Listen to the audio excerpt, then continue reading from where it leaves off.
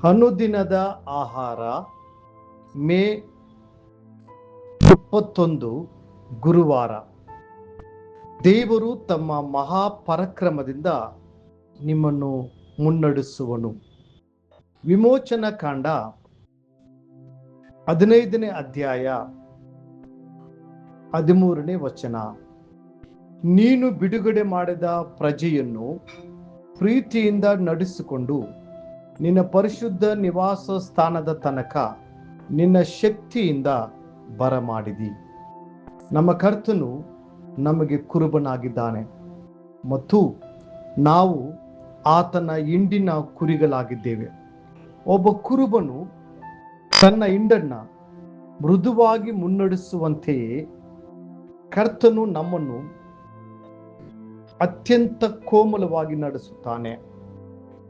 ಆದ್ದರಿಂದ ನಮಗೆ ಯಾವುದೇ ಕೊರತೆಯೂ ಇರುವುದಿಲ್ಲ ಮತ್ತು ನಾವು ಕುಗ್ಗಿ ಹೋಗುವುದಿಲ್ಲ. ಒಬ್ಬ ಕುರುಬನು ಎಲ್ಲ ಕುರಿಗಳನ್ನು ಒಂದೇ ರೀತಿಯಲ್ಲಿ ನಡೆಸುವುದಿಲ್ಲ. ಆತನು ಬಲಹೀನವಾದವುಗಳನ್ನು ಮೃದುವಾಗಿ ಮುನ್ನಡೆಸುತ್ತಾನೆ. ಗರ್ಭಿಣಿಯಾದ ಕುರಿಗಳನ್ನು ಜಾಗರೂಕತೆಯಿಂದ ನಡೆಸುತ್ತಾನೆ. ಗಾಯಗೊಂಡವುಗಳನ್ನು ತನ್ನ ಹೆಗಲ ಮೇಲೆ ಹೊತ್ತುಕೊಳ್ಳುತ್ತಾನೆ.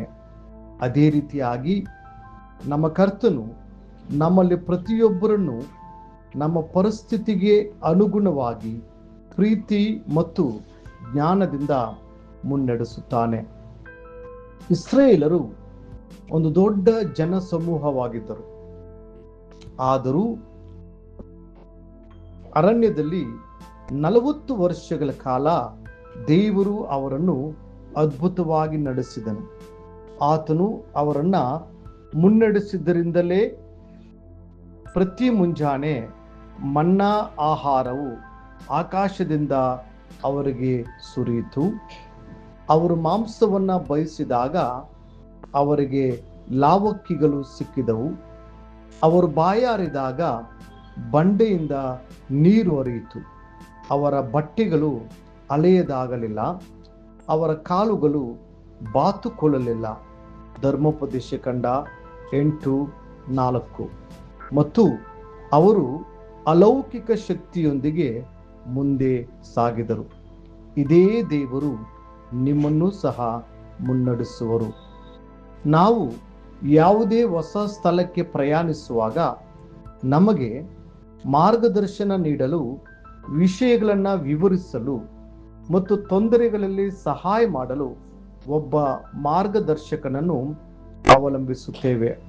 ಹಾಗೆಯೇ ಈ ಜೀವನದ ಪ್ರಯಾಣದಲ್ಲಿ ನಮಗೆ ಒಬ್ಬ ಮಾರ್ಗದರ್ಶಕನ ಅಗತ್ಯವಿದೆ. ನಮ್ಮನ್ನು ಸತ್ಯದಲ್ಲಿ ನಡೆಸಬಲ್ಲ ಒಬ್ಬರು, ನಮ್ಮನ್ನು ಶಾಶ್ವತ ರಾಜ್ಯಕ್ಕೆ ಸುರಕ್ಷಿತವಾಗಿ ಕರೆದೊಯ್ಯಬಲ್ಲ ಒಬ್ಬರು.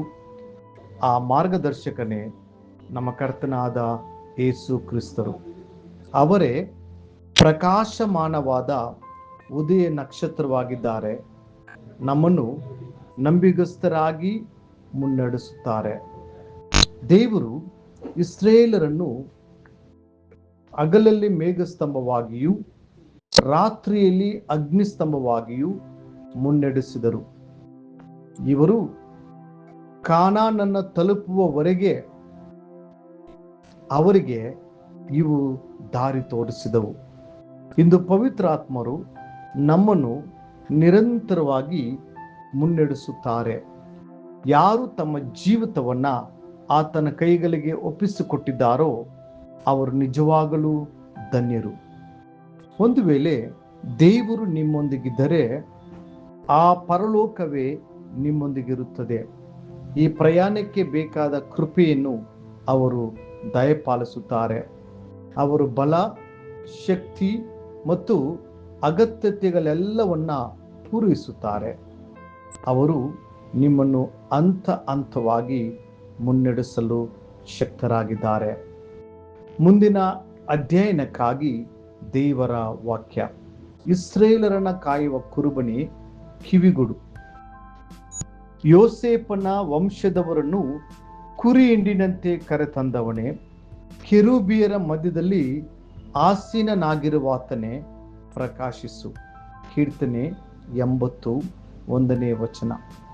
ಈ ದಿನ ಓದುವ ದೇವರ ವಾಕ್ಯ ಮುಂಜಾನೆ 1 ಪೂರ್ವಕಾಲ ವೃತ್ತಾಂತ 13, 14 ಮತ್ತು 15 ಅಧ್ಯಾಯಗಳು.